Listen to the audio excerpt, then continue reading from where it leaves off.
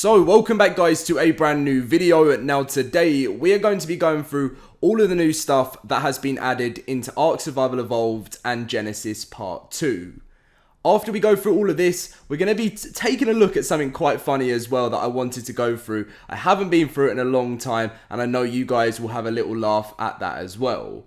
Now, as always, if you guys do get all of your ARK news that you need to know, smash that like button, subscribe if you're new around here. We're like literally like, I think like 900 and something subscribers away from 200k, which is just crazy. I can't believe it. We're going to be going into, obviously, you know, the second game of ARK at 200k. It's just unreal. Thank you guys so much for the support, and let's get in with the video. So as you can see, this is the current version. It's still to come to console. It will probably come to console in the next few days. As I always mention, PC updates come first, and when it's all good and there's no problems, it will come straight to console and put into QA and certification at Microsoft and Sony.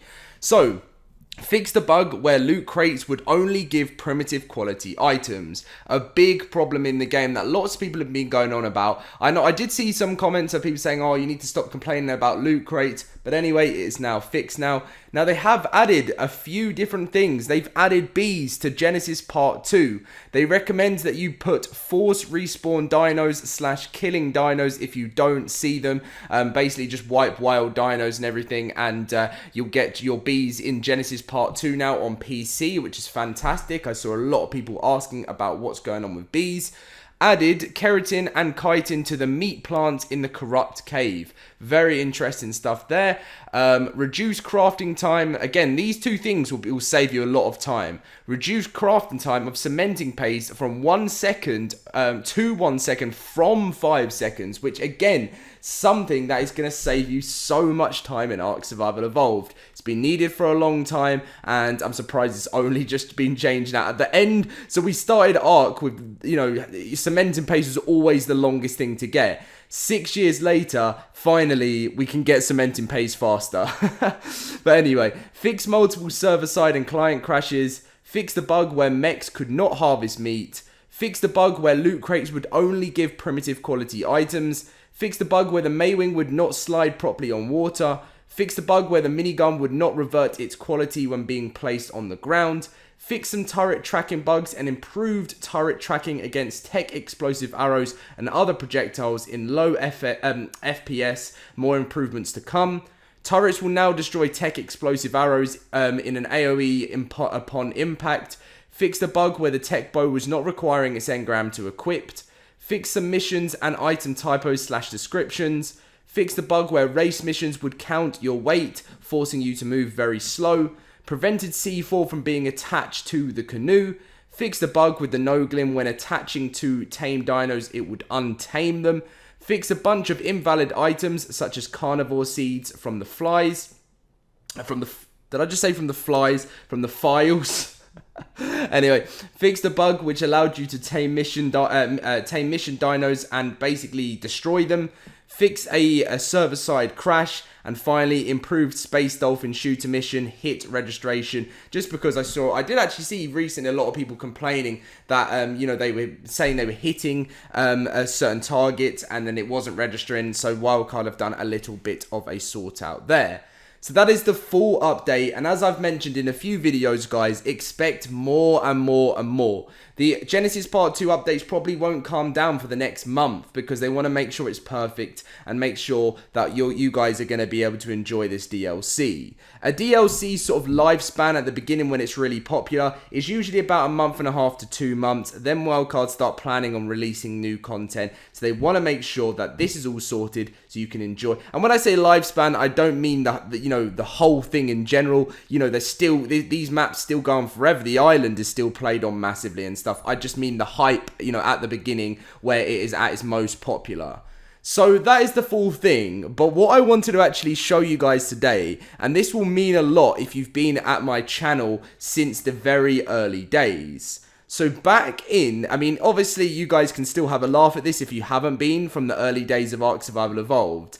But back in 2016, an upcoming features page was created by ARK Survival Evolved. Well, it was on the wiki, and ARK Survival Evolved monitored this, and it was to show us what stuff we should be seeing in the game in the future.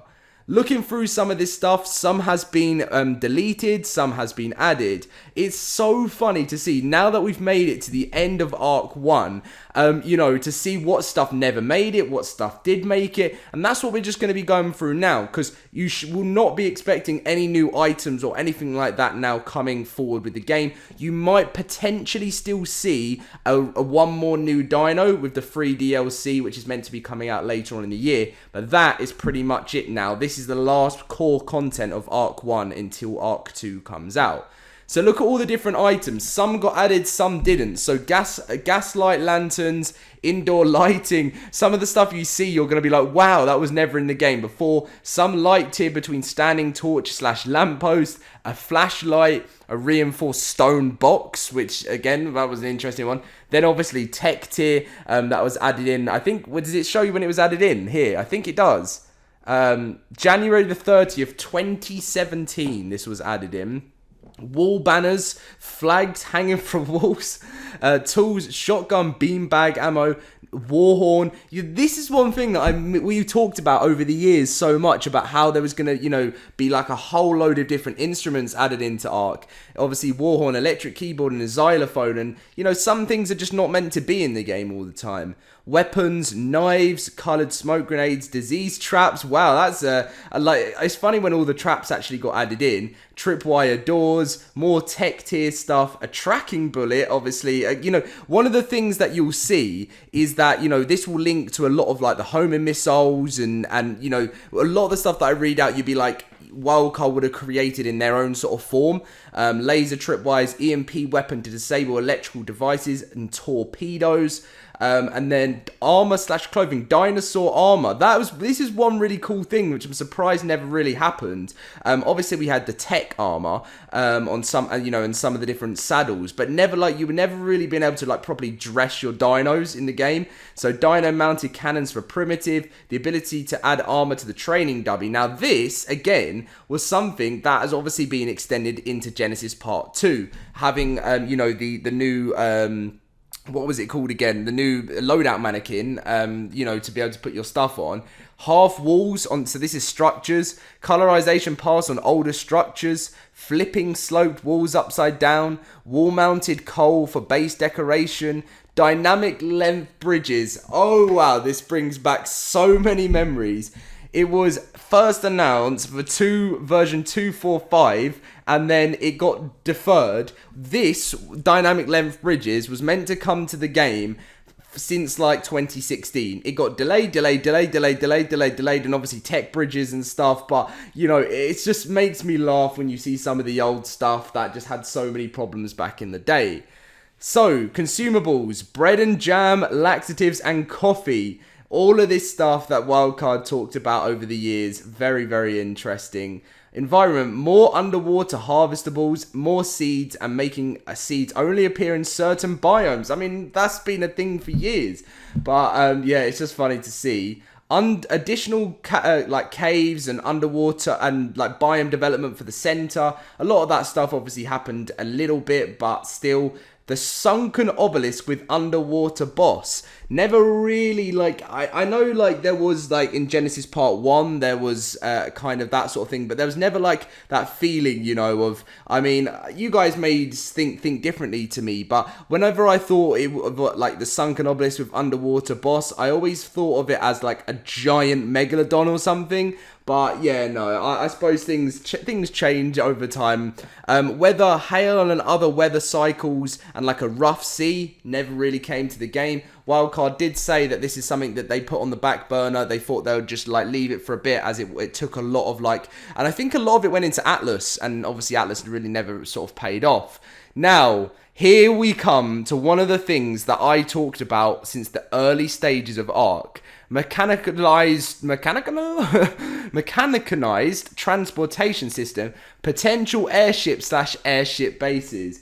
It happened in the end, guys. It did. And if you looked back, if you typed in like Loaded Crisis Spaceship Ark or something, you'll see a video from like 2016, 2017, where I made a first video saying one day in the future, airships and airship bases will come to the game.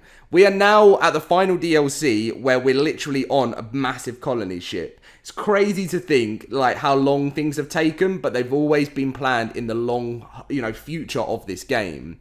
Naming items, carrying weapon and torch together, tribe leveling, alliance ranking / privileges, localized injuries, bleeding and bandages, hold breath while in scope function, ability to stop babies from growing with tech tier, craft from, which I suppose now this is kind of something with the egg incubator that comes into place, which is pretty cool. Craft from remote inventories, i.e. using resources of a storage box directly instead of using transfer them first.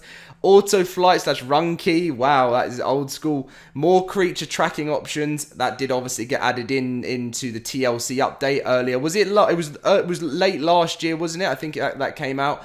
Use of maps / GPS while mounted on water creatures. The behaviors, carnivores more active at dusk and dawn. Affix the Pteranodon's spazzy nature. I think a little, some stuff did change with that. The turtle will have the ability to retract into their shells. Possible sibling boost. Alarm trap can cycle aggression on nearby dinos. Possible breeding stat.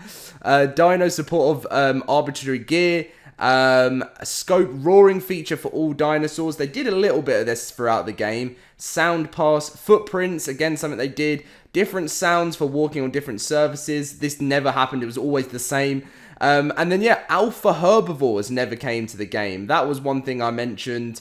And then obviously it gets to the point where they talk about primal survival, which is actually coming to ARK, but I don't think they'll call it primal survival. I think they'll just call it players dino. But again, it got announced in 2016 and it's taken 5 years, but it's actually going to come out sometime this year. And then obviously the disc edition of ARK Survival Evolved, which came out 2017.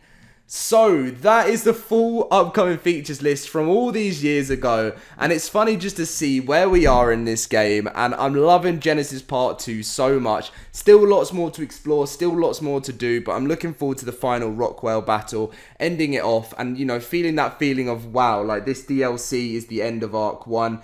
But obviously, no need to worry, still lots more content to come. Keep enjoying Genesis Part 2. Leave a like, subscribe, and I'll catch you guys in my next video very soon. See you guys then.